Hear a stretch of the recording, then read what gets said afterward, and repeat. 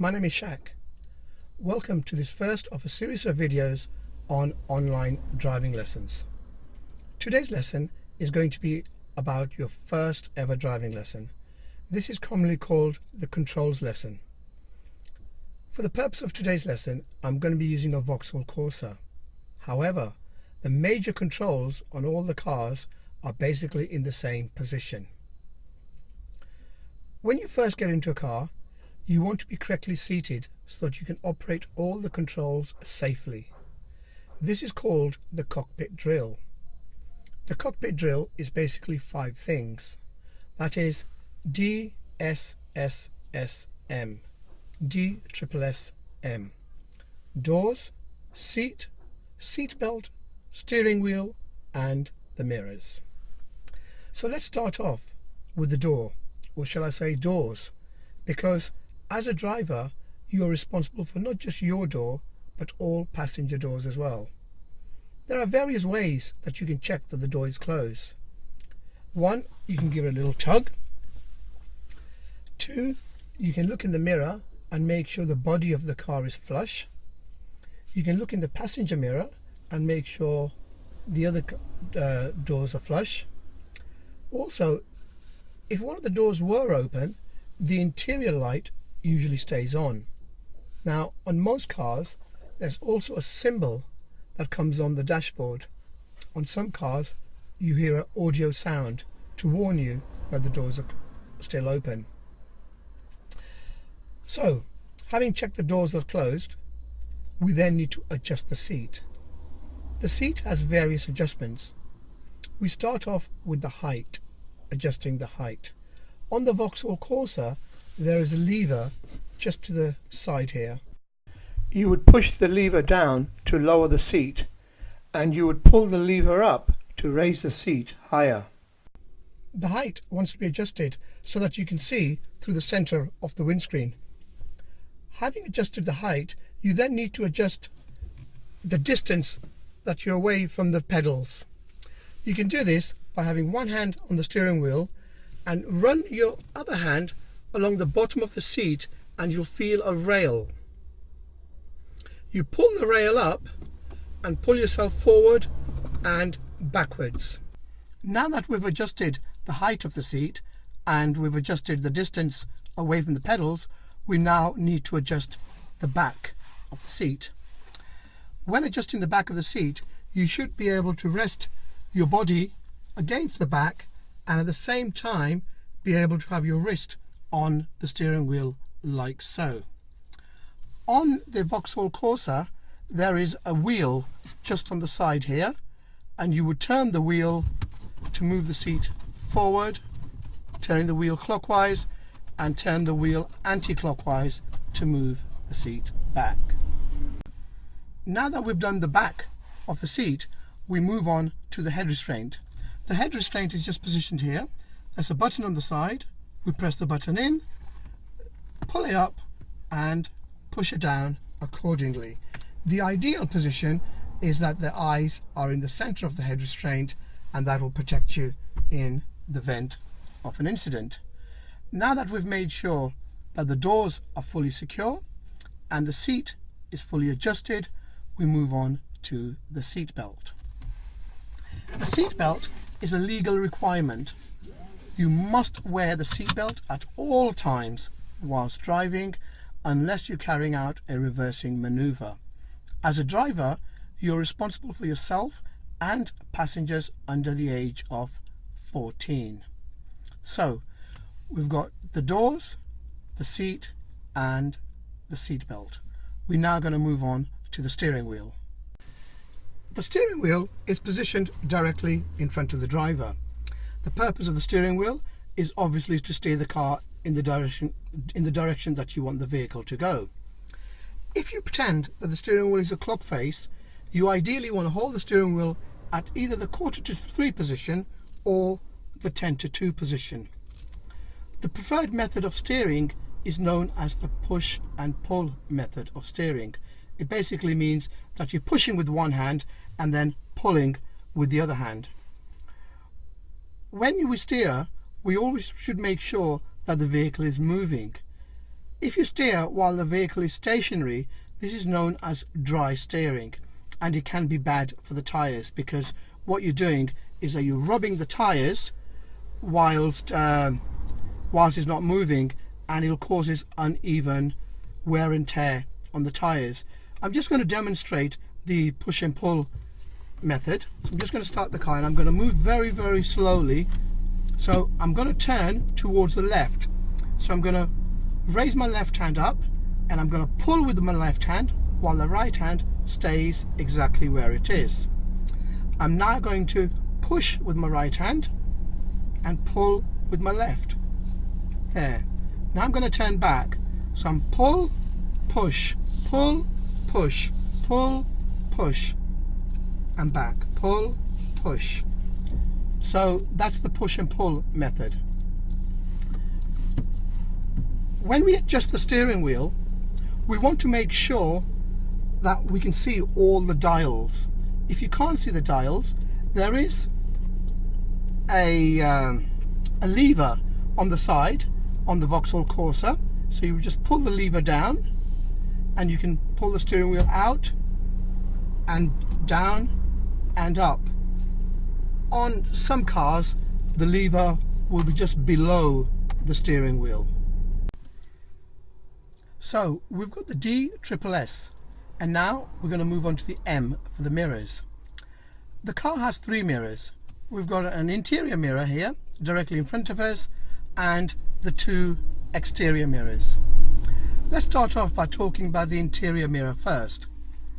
When adjusting the interior mirror, you want to put one hand on the steering wheel, look straight ahead, try not to move your head at all, and then just by moving the eyes, look in the mirror.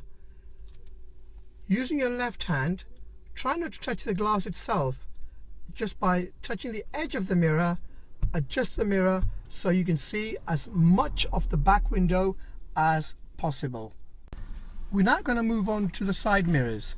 The side mirrors are made of convex glass, so the view you get in the mirrors is slightly distorted. You get a wider view, so it makes the object seem further than it actually is, which is why we must always check the mirrors in pairs, and always check the interior mirror first and then the exterior mirror. So we check the interior mirror first to get the true image, and then check the exterior mirror to get the wider view. The side mirrors are adjusted differently on different vehicles. On the Vauxhall Corsa, just on the door handle here, you've got the controls.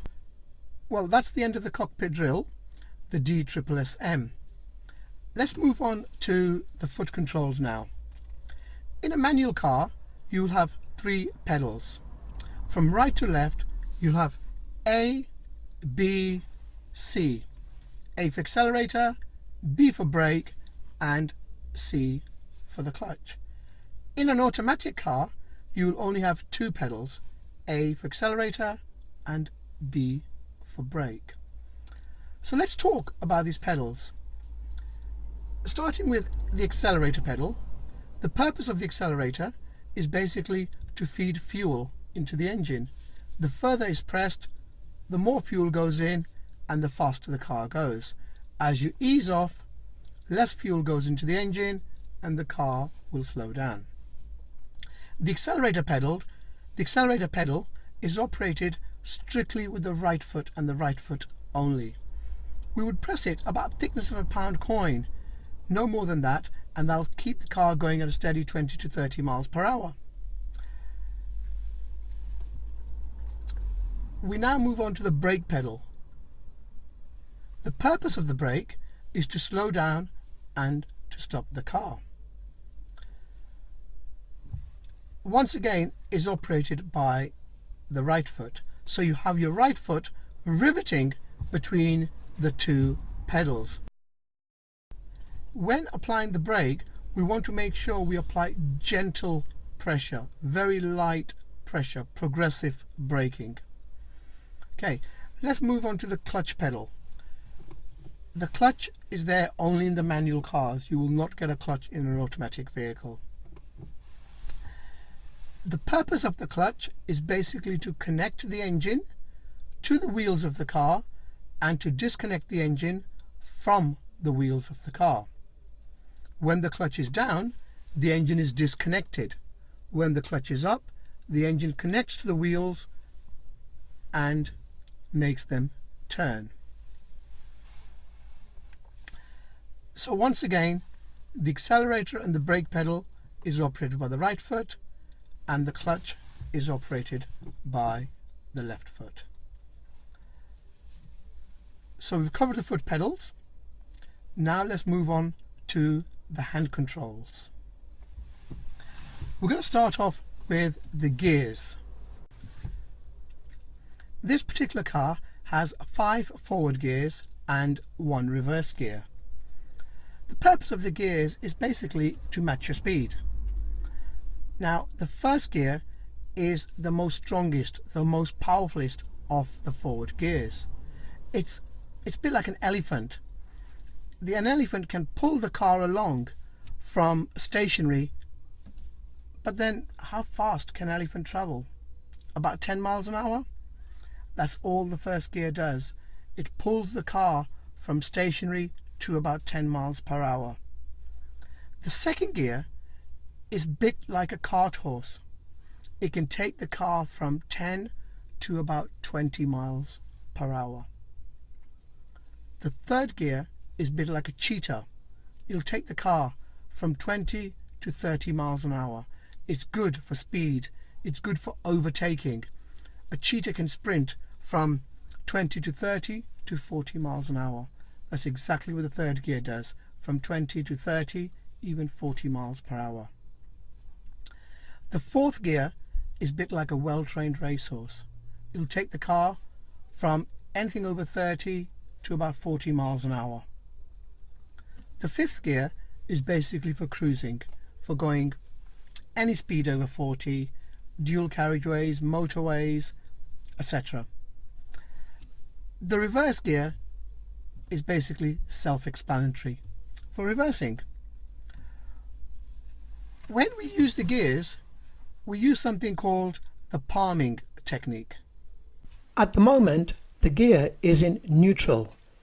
If you want the gear to go into first or second, push the palm away from yourself and up for first.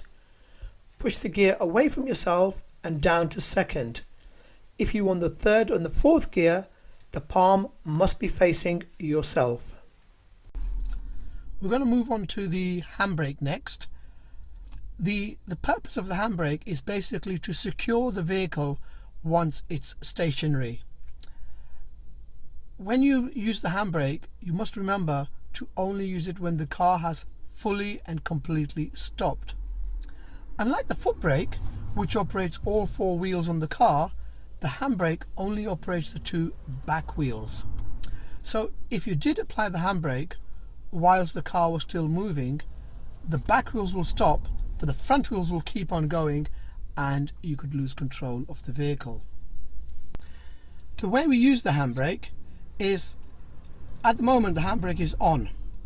To release the handbrake, we pull the handbrake up, press the button in, and then take the handbrake down. To apply the handbrake, press the button in, lift up the handbrake and release the button. The last part of the major hand controls is the indicators. On the Vauxhall Corsa, the indicators are on the left hand side of the steering wheel here. Now on some cars the indicators will be on the right hand side. When operating the indicator, it's important that you do not take your hand off the steering wheel to indicate. It's always better to keep your hands on the steering wheel so you've got full control, extend your fingers and indicate accordingly. Now, just because you've indicated, it does not give you the right to go. Before indicating, you must make use of the mirrors and assess the situation, and then and only then signal. I hope you found today's video informative. If so, please give it a thumbs up and do subscribe That way you'll know when we upload our next video on this playlist, which will be on how to move off. So in the next video on this playlist, I'm going to show you how you'd move the car from a parked position, move off, drive along a straight line, and how to safely park the car on the left again. Once again, thank you for watching.